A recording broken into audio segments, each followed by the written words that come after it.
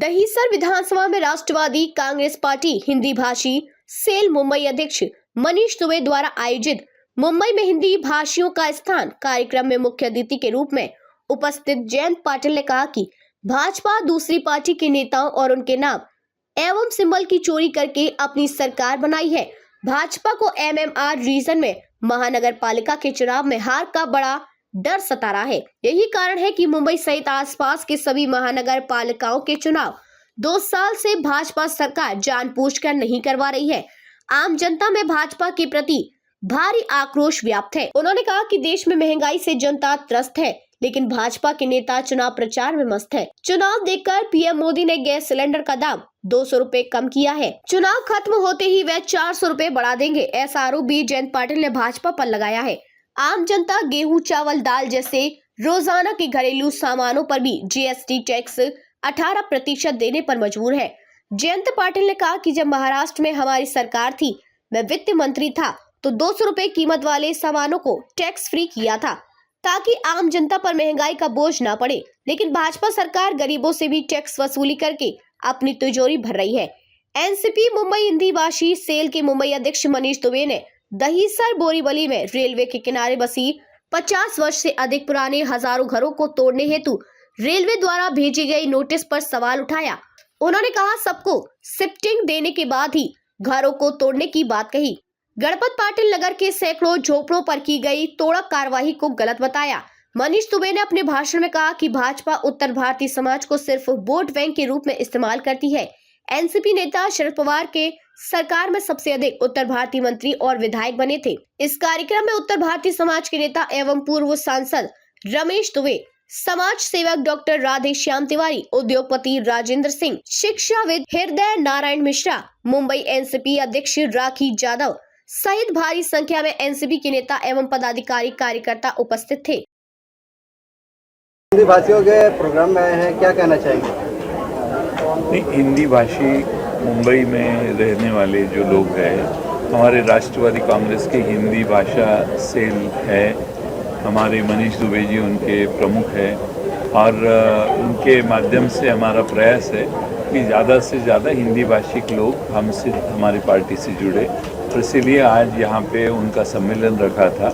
हिंदी भाषिक बहुत अच्छे और समाज में आगे जाके विविध संस्था पे काम करने वाले हिंदी भाषिक नेता और प्रमुख लोग सामाजिक स्तर पे काम करने वाले आए थे, और हमारी कोशिश ये लगातार रहेगी कि मुंबई के और मुंबई के इलाके में जो रहते हुए हिंदी भाषिक है वो हमारी राष्ट्रवादी कांग्रेस से जुड़े। सर, जैसे कि आपने कहा कि आने वाले समय में चुनाव होने वाले, तो उत्तर भारतीयों को, हिंदी भाषियों को जोड़ने के लिए राष्ट्रवादी किस तरह से मुहिम चलाएगी, किस तरह से लोगों को अपनी पार्टी? हमारी ये कोशिश है कि हिंदी भाषिक लोगों के करीब जाने की हम कोशिश करेंगे। हम चाहते हैं कि हमारे हिंदी भाषा सेल के माध्यम से हिंदी भाषिक लोगों के समस्याओं को सुन के उनके समस्याओं के ऊपर हल निकालने की, उनकी जो अपेक्षा है वो पूरी करने की कोशिश हमारी लगातार रहेगी। हमारे नेता शरद पवार साहब हैं और वो हर दम पहले से, पुराने साल से हिंदी भाषिकों का, इस शहर के लोगों का आदर करते आए हैं, और कई हिंदी भाषिक नेता पवार साहब के साथ काम कर चुके हैं, और ये हमारी कोशिश रहेगी कि उनकी आगे वाली जो पीढ़ी है वो भी हमारे साथ जुड़ जाएगी। हिंदी भाषियों का कार्यक्रम आपने आयोजित किया गया। आज मुंबई शहर में रहने वाले जो लाखों उत्तर भारतीय समाज है, उनकी मुंबई में स्थान क्या है, उस विषय पर चर्चा करने के लिए हमारे प्रदेश अध्यक्ष आदरणीय जयंत पाटिल साहब की प्रमुख उपस्थिति में हमारे मुंबई अध्यक्ष आदरणीय राखी जाधव जी, समाज के वरिष्ठ नेता रमेश दुबे जी, डॉक्टर राधे श्याम तिवारी जी, डॉक्टर राजेंद्र सिंह जी, महेंद्र चौधरी जी, रामबड़ाई गुप्ता जी, इस जिले के जिलाध्यक्ष वी सरोज जी के माध्यम से हमने ये कार्यक्रम आयोजन किया।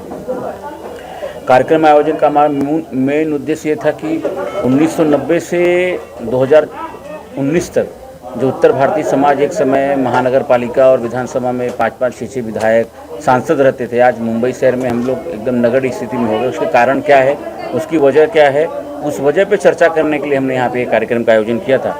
और हमारे पार्टी प्रदेश अध्यक्ष आदरणीय जयंत पाटिल साहब ने हमें आश्वासन दिया है कि आने वाले समय में हिंदी भाषी समाज को उचित प्रतिनिधि देंगे, और जिससे हमारे समाज के जो सुरक्षा और उनकी जो व्यापार में तकलीफ़ें आ रही हैं, जो उनको तमाम समस्याओं से ग्रसित होना पड़ रहा है। हमारे दहिसर विधानसभा में कांदलवन की वजह से, तोड़क तारावी की वजह से जो तकलीफ आ रही है, इन सब चीज़ों पे हम लोग सरकार के माध्यम से प्रयास करेंगे और उस समस्या को दूर करने के लिए इस कार्यक्रम का हमने आयोजन किया था।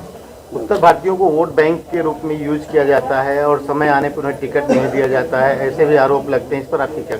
एकदम सही बात है। भारतीय जनता पार्टी के जो लोग हैं, उत्तर प्रदेश में भारतीय जनता पार्टी की सरकार है, इसके लिए मुंबई शहर में उत्तर प्रदेश से संबंध होने के नाते यहाँ के लोग बीजेपी की तरफ आकर्षित हुए, लेकिन उनके आकर्षण के बाद उनको ये समझ में आया कि हम उत्तर प्रदेश में भारतीय जनता पार्टी के साथ हो सकते हैं, मगर मुंबई शहर में अगर हमें अपनी समस्याओं को दूर करना है और सही सत्ता में हमें अपने सम्मान हासिल करना है, तो हम भारतीय जनता पार्टी हमें नहीं देने वाली। बड़े बड़े हमारे आदरणीय नेता जो कभी मंत्री रह चुके हैं, आज उनके पास कोई पद नहीं है भारतीय जनता पार्टी का, तो इससे बड़ा और समाज में कुछ भी हो नहीं सकता।